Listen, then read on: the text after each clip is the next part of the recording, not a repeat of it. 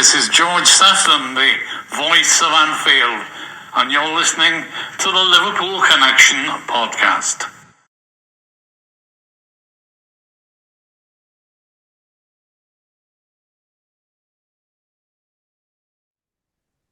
Hi everyone, and welcome to the Liverpool Connection podcast. I am Daz. This is my story episode where I bring on a guest to tell their Liverpool story, and I've got a fantastic guest who I'm going to definitely have a great discussion because, as everyone knows, I'm also a chef. So I'm definitely looking forward to this one. She had a book out in 2021 called The Taste of the Liverpool Way. It's head of nutrition for Liverpool Football Club, Mona Nemmer. And we're going to get straight into it because I've got so many questions for you. I know for myself, like growing up, why I wanted to become a chef. And that's basically, my mum couldn't cook it's terrible. I mean, English cooking back in my day in the 70s was a lot of boiled stuff and it was just horrible. But me nan used to make so many good baked goods, and the smells coming from the kitchen, I wanted to learn more. So I just watched me nan do it. And then, I just wanted to be a chef from then. How did it happen for you? Probably very, very similar in a way. I think it's like a family heritage almost. So I grew up in the Bavarian forest, like loads of green meadows and loads of trees and a very calm and quiet area, close to the Czech border, like at the end of nowhere somehow. But what we had was like so much wonderful goods from the nature. So my grandma had a farm, my mum has always had a huge vegetable garden. It was always like a family routine that we had lunch together, we had dinner together. There were always like fresh produce on the table. It was always normal having like a salad or like some greens or something with it. And my grandma and my mum, it was just normal to actually use the seasonal produce and preserve the things and have things ready for the winter and stuff. And it came very natural. So because it was so normal for us, it was almost like, yeah, let's continue doing that, but let's put that on a next level. And I'm a very crafty person, so it always intrigued me in how to learn and how to put flavors together and how to put colors and textures in food together and stuff. And that's why I studied to be a teacher for nutrition. That was like my first level. So I went to university, studied that, but that was a very dry study. So to study nutrition, a lot of biochemistry and stuff like that. And I actually learned to be a chef afterwards. So I got the taste for being a teacher, and I absolutely loved teaching nutrition and to help people about nutrition. But I wanted to add this practical part to it where I can actually showcase how food comes on the table, because that's how we practice nutrition every day without being a nutritionist. So we have 3-4 meals a day, depending how intense the day is. And it's an essential source of life for us. So obviously being hydrated and being fueled the right way can have various angles. And and I had such a huge interest in the topic. And that was why it was so important to me to get this practical part to it, and that's the more fun part. So the theory is the one thing, the science is the other thing, but cooking, it brings people together. As you said, the house smells nice.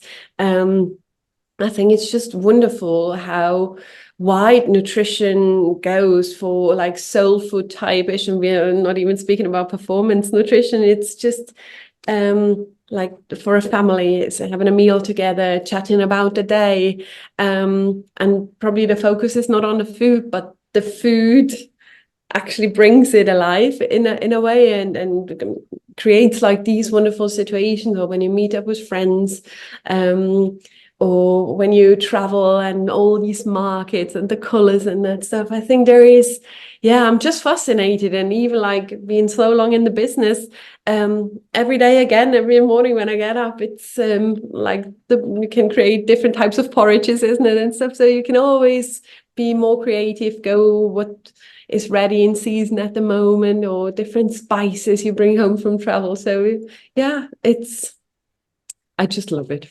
Simply love it. Well, I think with most families, I think like you would think.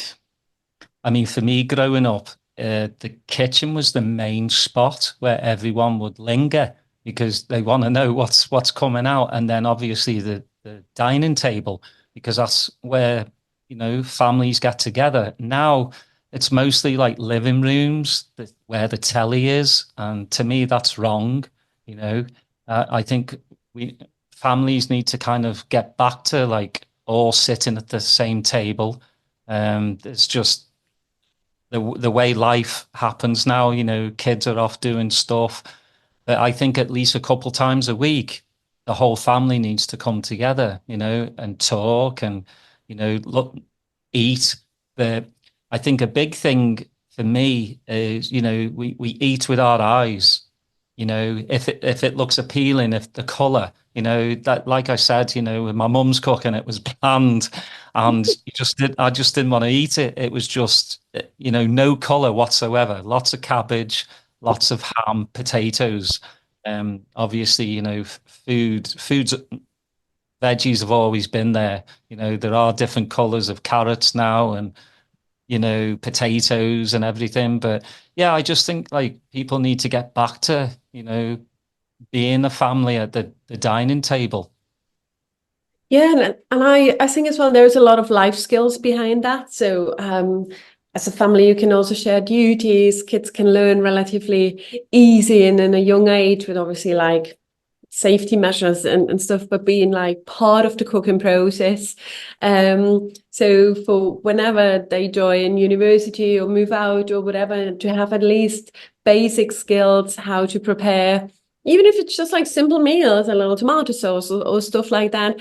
And also when you look at like to afford life, so how much does what cost, what can I do, reduce food waste.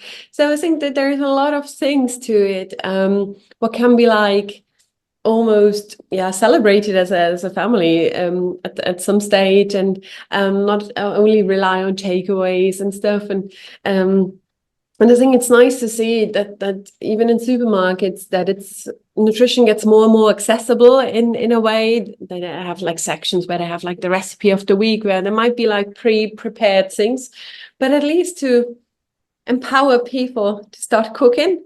And one thing goes with the other. When you have a little bit of an interest in nutrition, all of a sudden you also have a little bit of an interest in your health and your immune system and your body composition. It's like you might feel a difference how you sleep or how you can perform, and not only perform like football players, like how at school, for example, or in the office, or when you might do your little workout. So I think there is so much to it, and this is also one of the reasons why the book was so important to me, to not write a cookbook. It's more like a book about to empower people to look into nutrition and make knowledge easy available, because sometimes you think like, oh my god, this is all difficult, how should I understand that?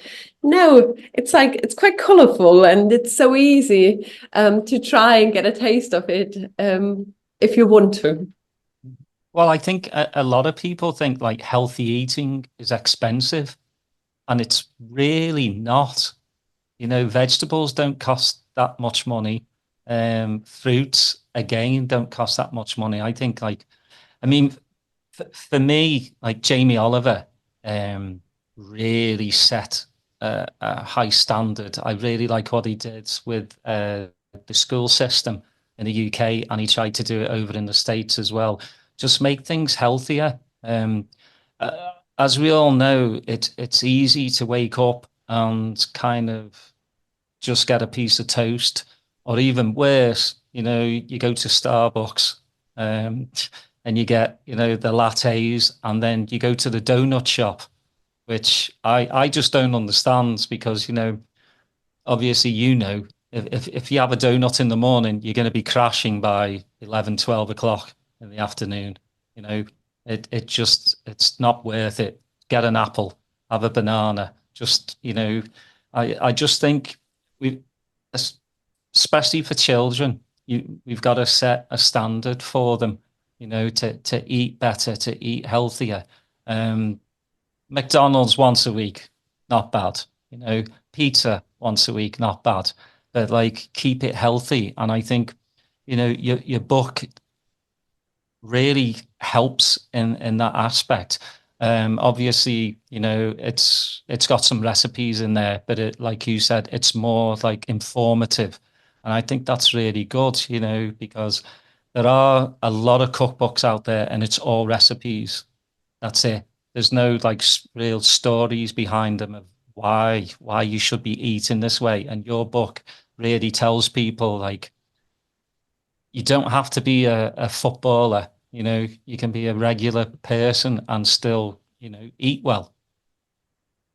Yeah, and we can see in the society and in the population how much nutrition, or how difficult it is probably to understand nutrition. And I think it's so important for especially the younger generations to make a difference. When we look at all like the high blood pressure and the obesity and this and that, so the diabetes too, for example, like there's so many things. Not that we can cure it all, no, but like making a little bit of having like the knowledge and having like the product information behind what does this product do in my body.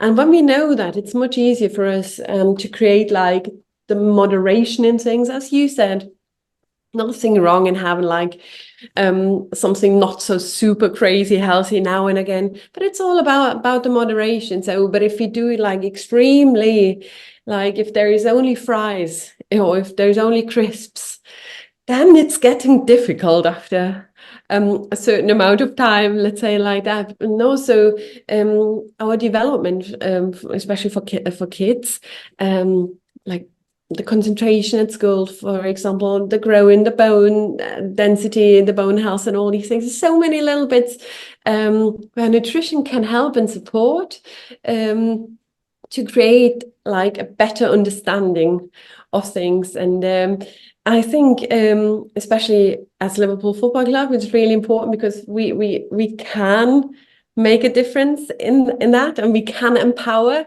And this is also why we said this book is for fans, and fans can be any age. It doesn't matter if you're like 5, 6-year-old and your dad reads you a good night story, and that's why we also try to have like the connection in between. How much does a footballer run, for example? So that we have a bit of like references in it, what is like interesting for all age groups to understand. And yeah, it's so important to try and emphasize how important better nutrition can be, and also what change that can make for the future. And you can see all like these rooftop gardens, they are coming in everywhere, everyone. I feel like things are going back to the roots. People are starting to grow things, even if it's just a small courtyard. You can have your tomato in like a little pot, for example.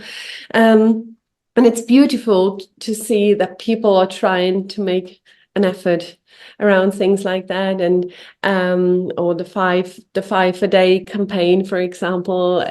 Yeah, you can feel nutrition is getting like more attention, and I think this is just simply beautiful. And if we can help as well to share information, to create knowledge, to create interest, then we're on the right way.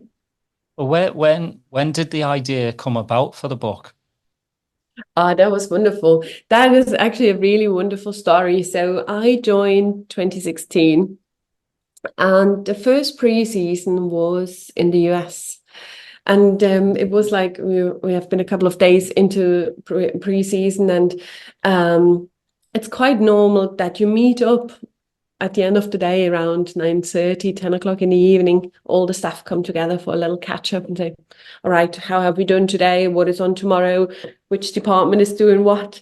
And we were a little group, and our owners were there, and our CEO Billy Hogan was there, and Jürgen was there as well, and yeah, and we were just chatting, and they were saying like, how's it going? How is it for you and stuff, and what is your philosophy, and what would be like your ideal thing to do, and what can we do as a club? And that's when the idea started. So 2016, in this lovely conversation on that specific evening, this book idea came up.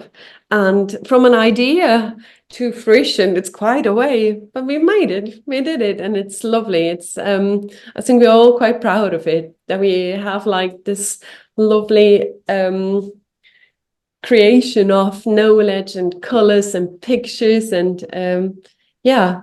It was also like a really, really nice way to put it together, to create all these infographics, to try and make knowledge accessible, easy understanding. So even if like a smaller kid reads a good night story in it, can understand it without going through pages and pages of text. So yeah, that's where it all started. And then you've got a nice forward from the man himself, Jürgen. That's not bad. He's the man, isn't he? He is the man.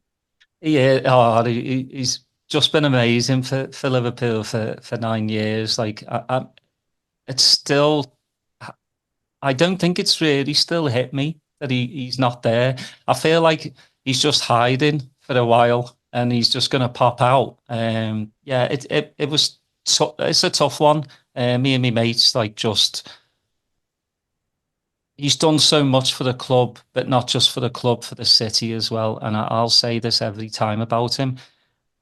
He not only got the club, but he got the city and he got the people. And I think that's the biggest thing I can take from 9 years of having Jürgen as our manager. But for you, you saw him every day. And another great thing is him saying you were one of his best signings.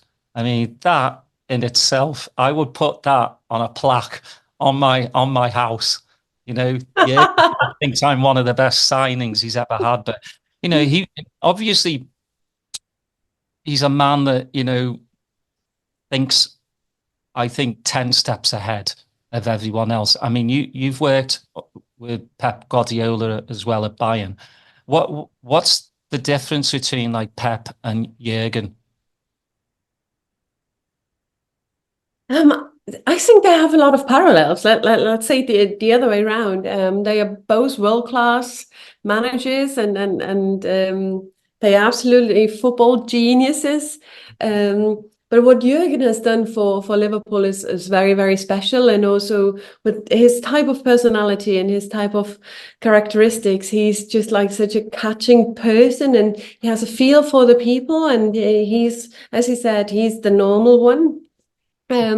And I think you could feel that everywhere, not only on the pitch, what a wide view he had, and also what his intentions are to help and support people. And yeah, it's just incredible. For me, if I look back, that I have been like in such a incredible, grateful position to work with two such high-end managers, it's unbelievable, really. So it has been a really, really good journey so far, and yeah, and you learn a lot on these journeys, and everyone has a different way of leadership, but both of them have given me so much trust as well. And obviously, for me, it has been now, yeah, season number 9 in Liverpool, to have the support of Jürgen and the owners as well, to create a department and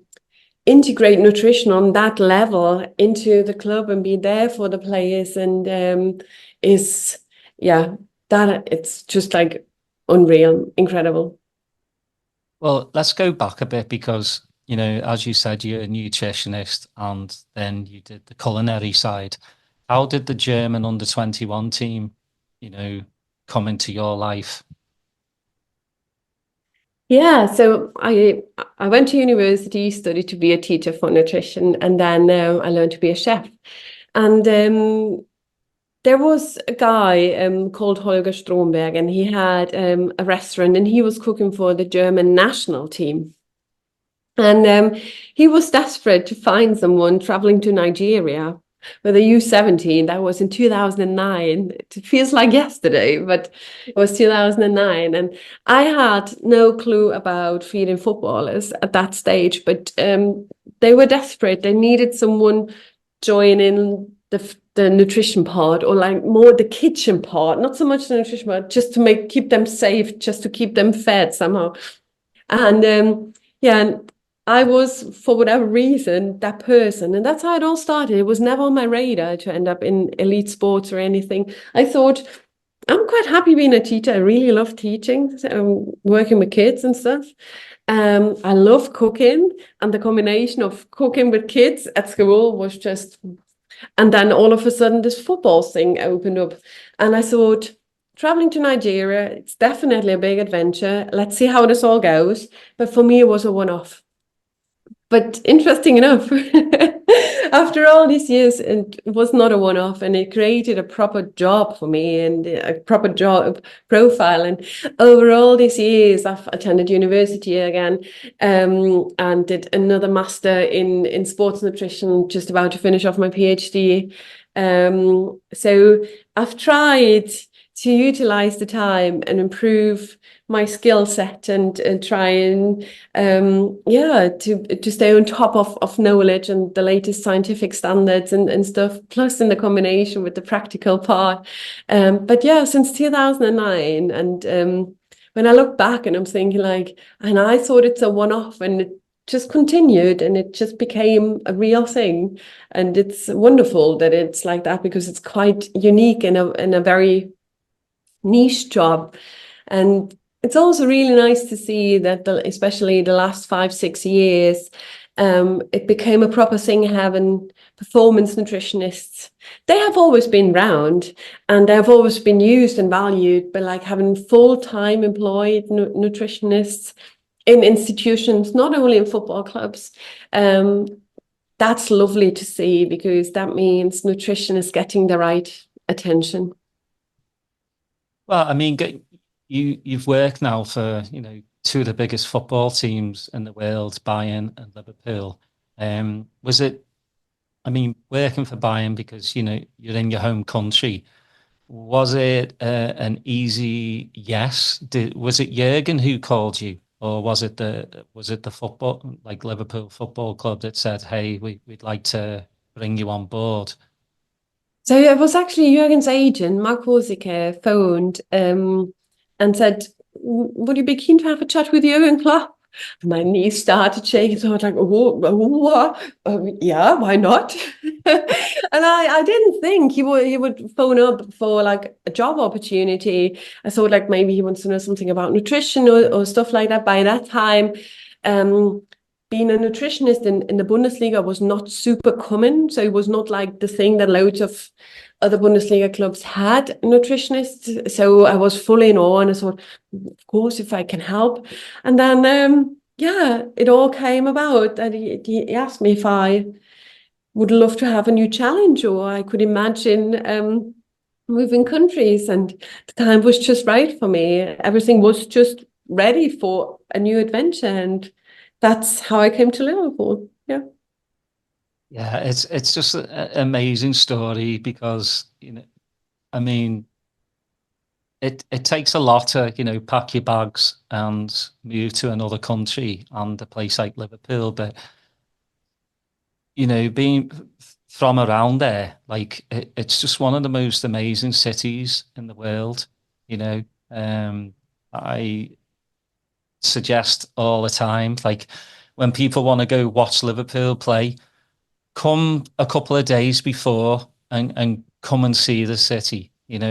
Get involved. Like, there's so much going on, but like immerse yourself in the culture, and not just Liverpool's retail store and then Anfield.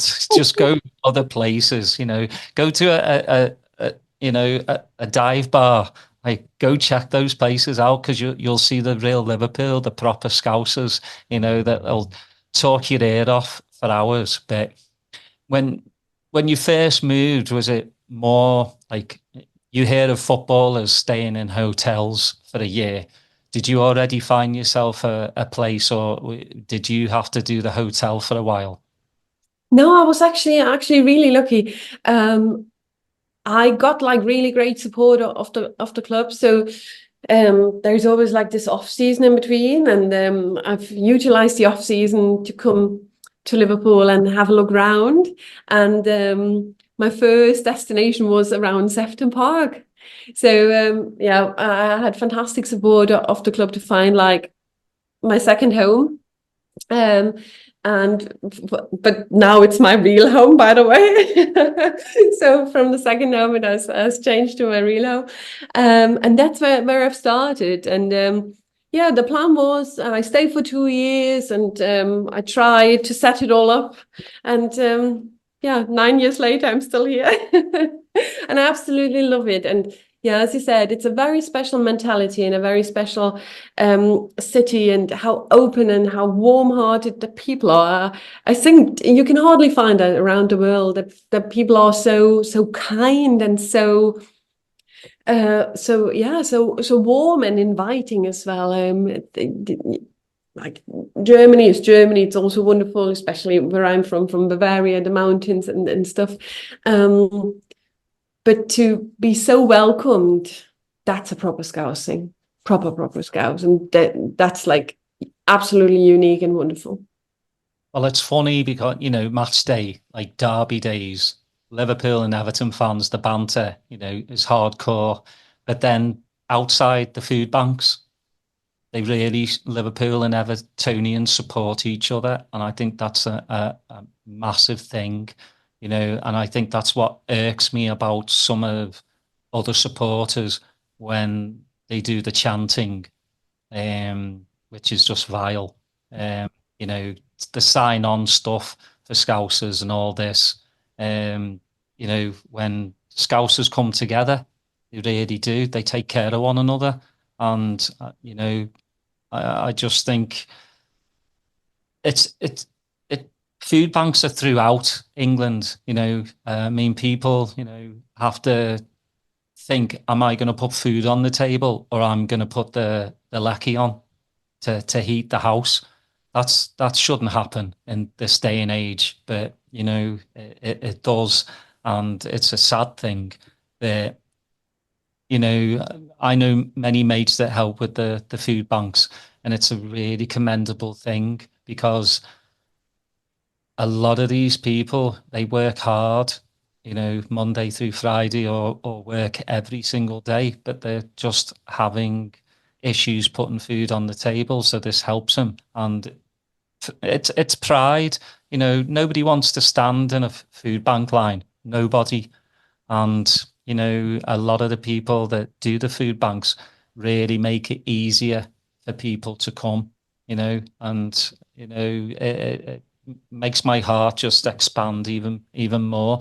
Do you do anything with the food banks, or any other organization? I know LFC Foundation, but Yeah, the foundation does a lot of things, and we're trying to support as much as we can, and especially Anfield is supporting even more and packing goodie bags, and I think there is also like exchange programs and stuff, and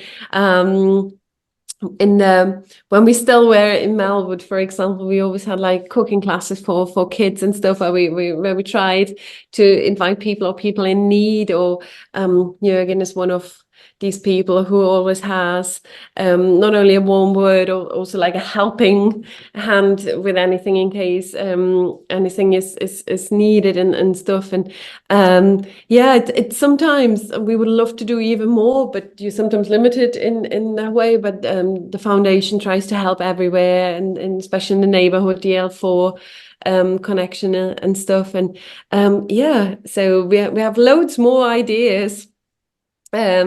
how we can hopefully help in the future as well, and create a better understanding. As you said, nutrition is so important, and cooking skills. So how can you make something out of nothing, or how can you be creative when you only have like a few little bits or a few leftovers? Or when it's desperate, to still be able to do something. And we hope that we can help even more in the future around that. Well, now I want to get to the sad part, which is Jürgen leaving.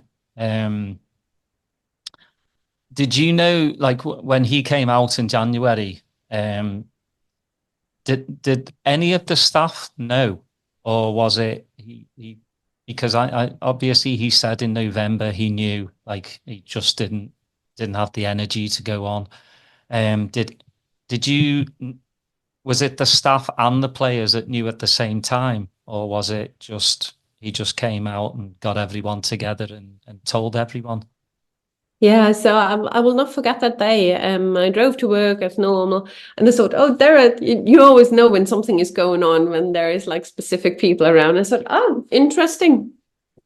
And he all got us together about 10 minutes before he issued his press statement.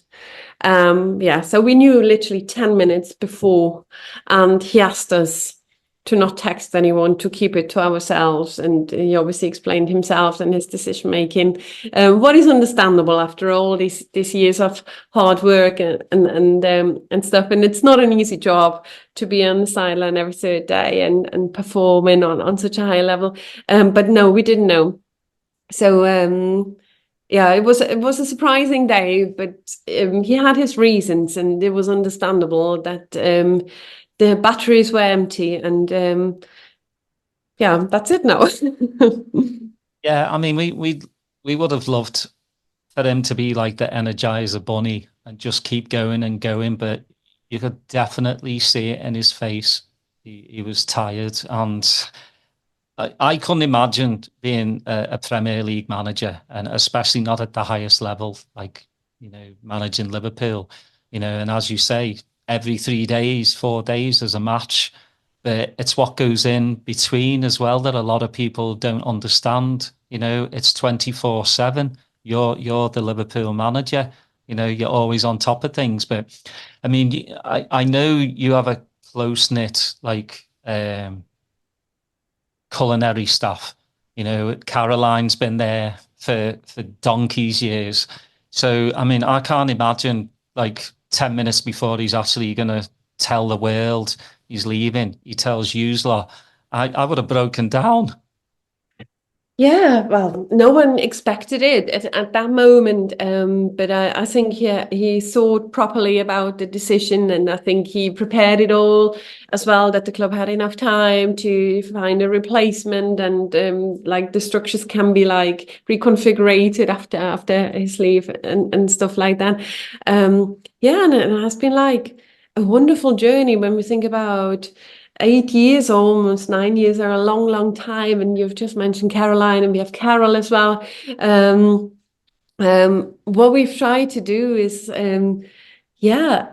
empower the people that have been there already, and like trying to give them a future, and like integrate them in the new system and stuff, and build like the teams around it, and add like a couple of younger colleagues as well, that it's a nice mix, and the show can go on, let's say it like that. So it has been amazing, and also how successful we have been, and the wonderful moments we were able to celebrate. And we also had sad moments with like injuries and stuff, or when you lose a final. These are heavy knocks in a way, but you stick together as a team. And Jürgen was always like the leader of us. He kept the family together, and he made this LFC family also outside of the club. And this is very, very special when a single person is able to perform that, and always has an open ear for everyone, and he always had this special touch, this special feeling, a little joke, or even if someone didn't look that well, I'd say, is everyone all right? Is everyone okay? Outstanding. Well, that's what I keep hearing too, is the word family. over and over again. You know, the Jürgen brought this family kind of together, yourself, you know, the coaches, Pep, Linda's, and it's great to hear.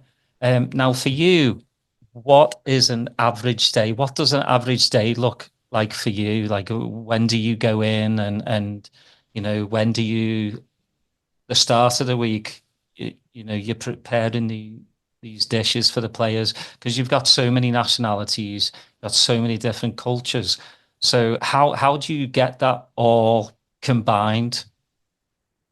Yeah, so I want to touch on this family thing again, and I think that leads really nicely into how our weeks are looking, because we are spending more time at the club or at random hotels we are staying because it's an away game or whatever.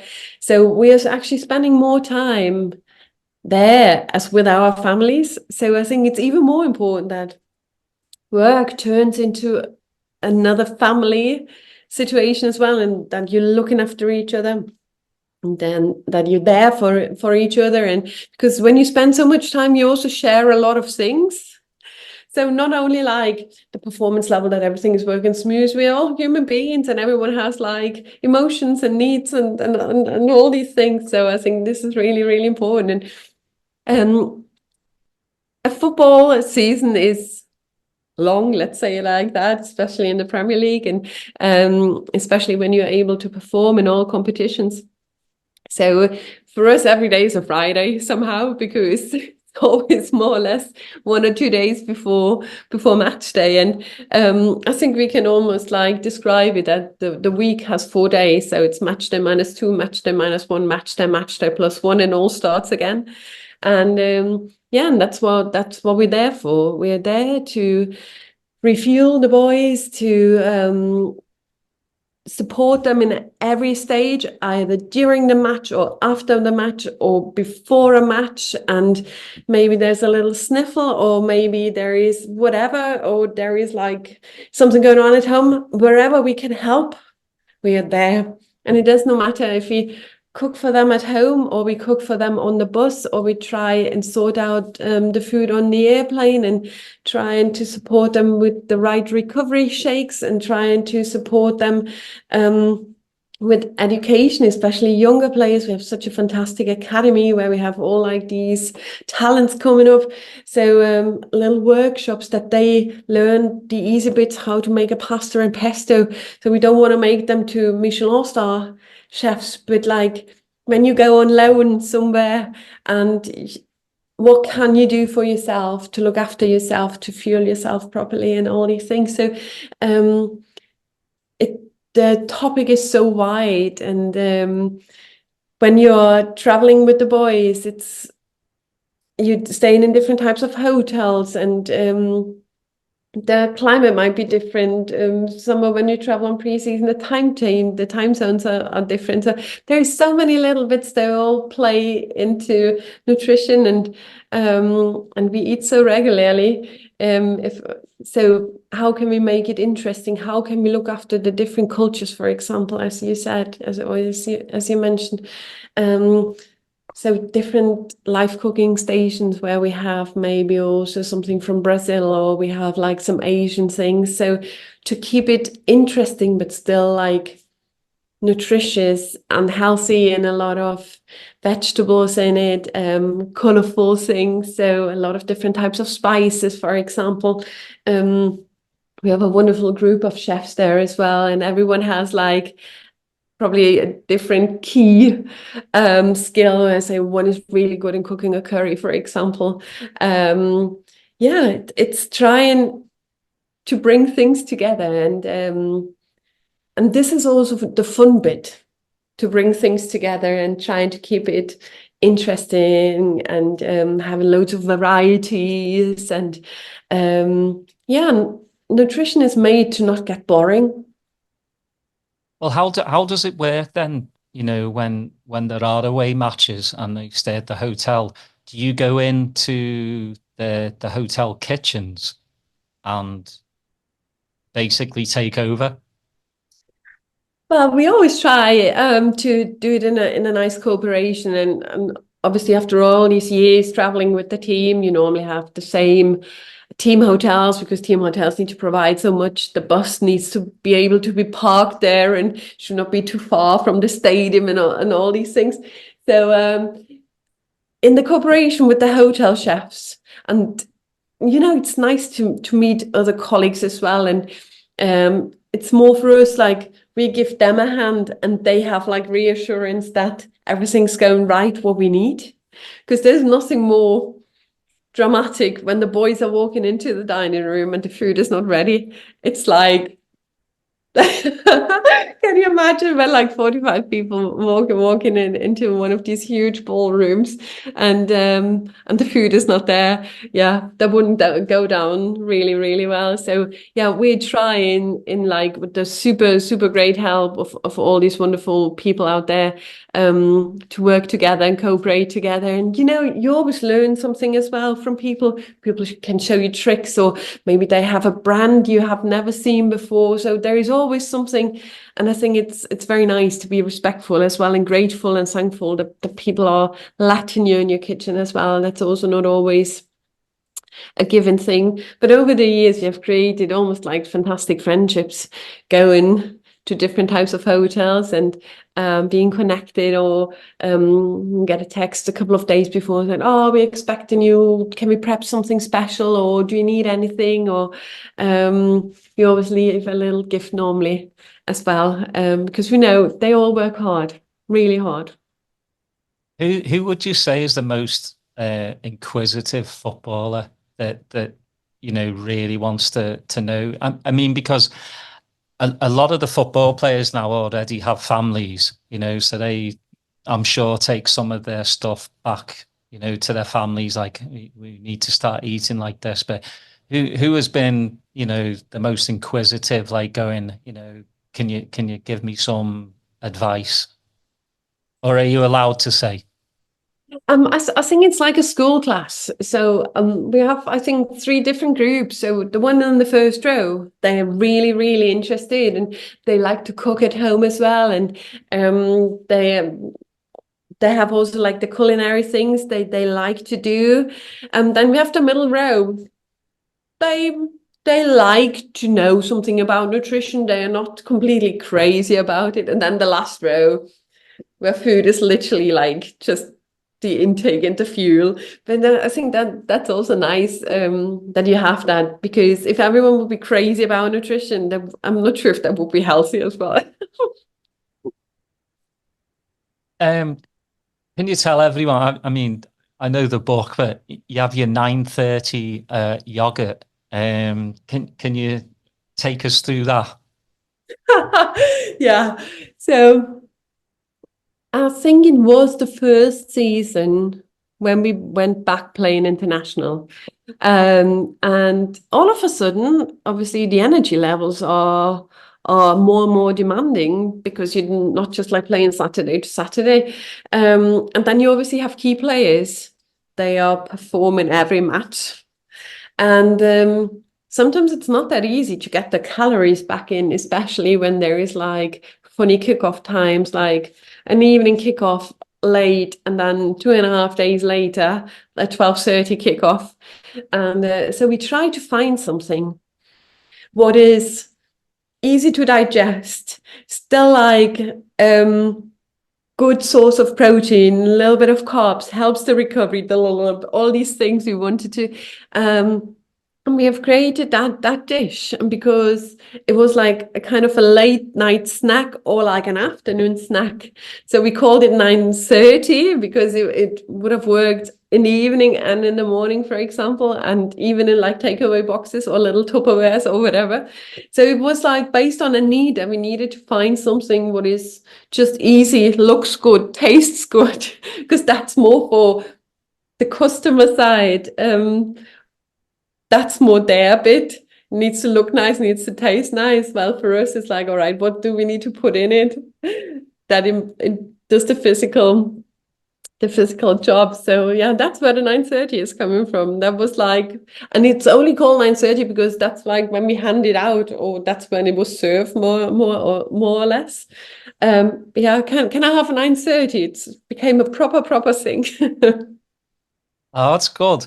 And I watch all like the inside Liverpool videos, and you always see like Mo and Slobozai and Gakpo. They make the smoothies themselves. Or Mo seems to know what he's doing. The other lads, a little bit, Mo's like the senior, at the Yeah, bunch, and the he's smoothie leader, he's the smoothie king, as they would the say. smoothie So, king. yeah, I like that. And that's how we this is what we wanted to, or what I wanted to create, that the boys help themselves. So and this is what it's all about. It's accessible, it's there, it's nutritious, and whatever you throw in there, it can't go really wrong, because there is only good things around. And it honestly, it opens and warms up my heart when I see that, because that's like, yeah, this is what we wanted to achieve, without pressure, without saying like, you need to drink this thing because that's like so good for you. That they have like just found their own way to actually like it and access it, and it's there, and they just use it and use the advantages of it. And yeah, that's beautiful. Well, it's always great to see the videos because, like Robbo to me, he's the number one jokester. Well, it seems that way. But all the videos are just great because, yes, you have your little cliques of players, that are really good mates. But every video I've just seen that always smiling, just always talking to each other. And that brings back the family side of things. And it's great to see. Um, what advice would you give, like, families with nutrition, to start, like, to get a start from? So I think just don't be scared. Nothing can go wrong, really.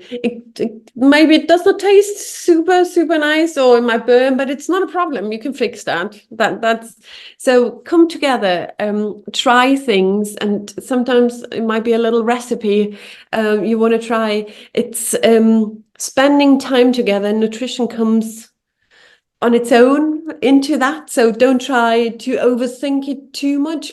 Be experimentative, be innovative. Even if the recipe says like you need to have this and this and that, or half a pepper, use the whole pepper instead of like having like food waste. So, or make a little salad out of it. And you will experience something wonderful for your family. And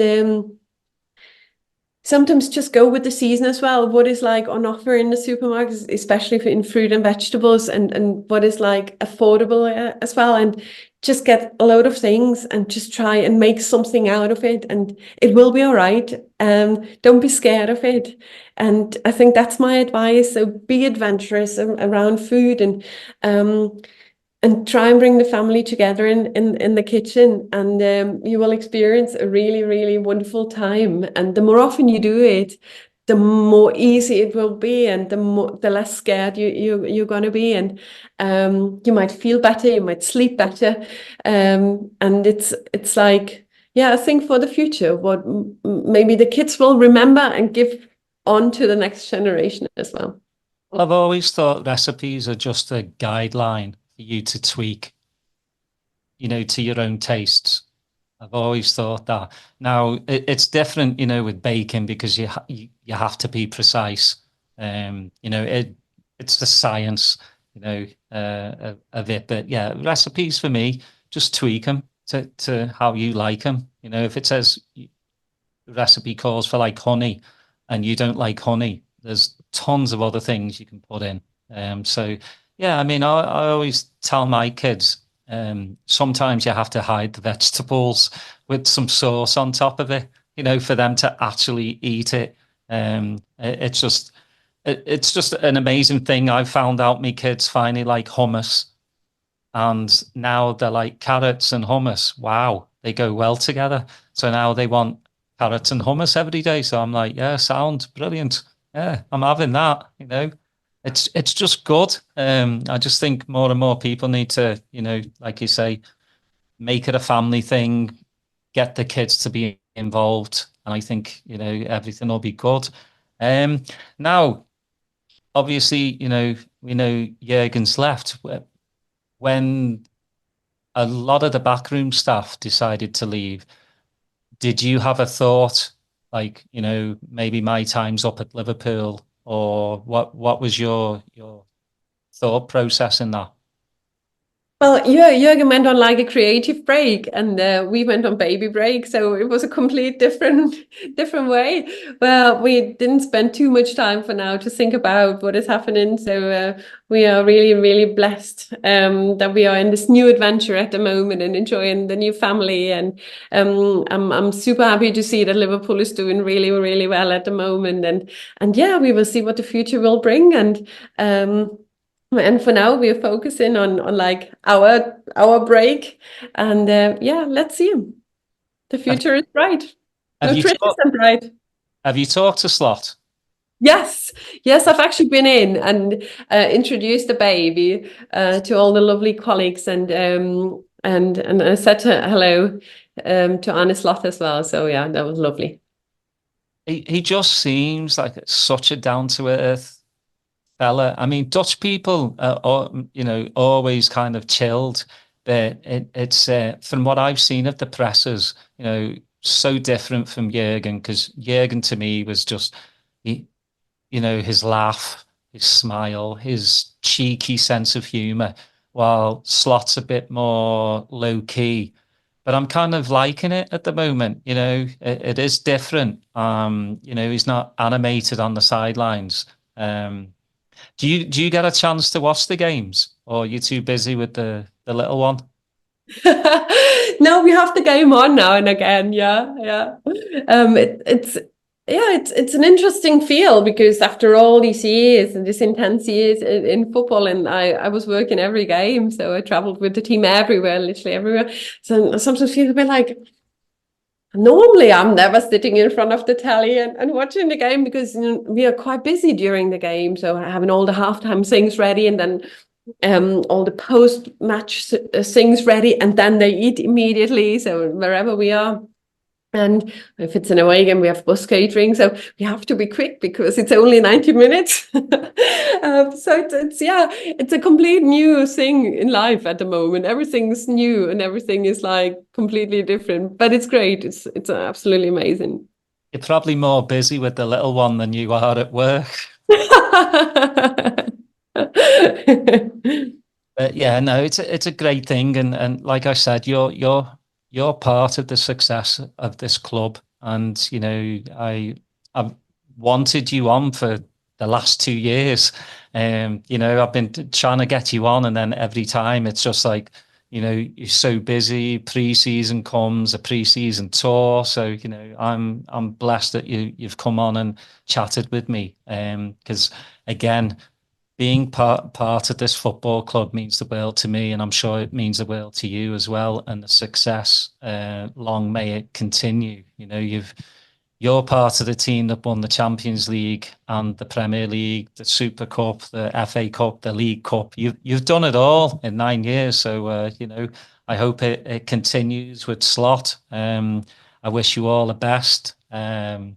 Everybody, please go check out Mona's book. It's on Amazon. It's a fantastic read. It's not just recipes, it's stories that come with it. So please go check it out. But Mona, thank you so much for coming on. Again, an hour goes by so quickly when you're just chatting about things that you love. So true. And thank you so much for having me. It was an absolute pleasure. Really, absolute pleasure. Well, thank you again. Please, everyone, please like, subscribe, put your notifications on, and we'll see you next time.